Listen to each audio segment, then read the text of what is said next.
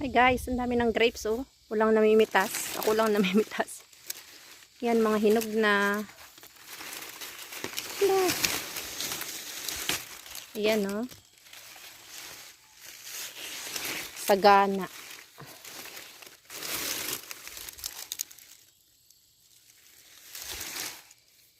Matatamis pero maliliit lang siya. Katulad nito, overripe na siya.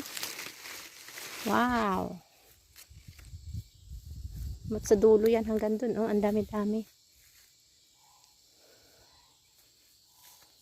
So ito yung aking paboritong pitasin tuwing harvest ng mga prutas. So ayan, ang dami-dami. Mga nagtatago yung iba sa ilalim. Iba nandito. Thanks God. Kaya ayan, puputihin ko na.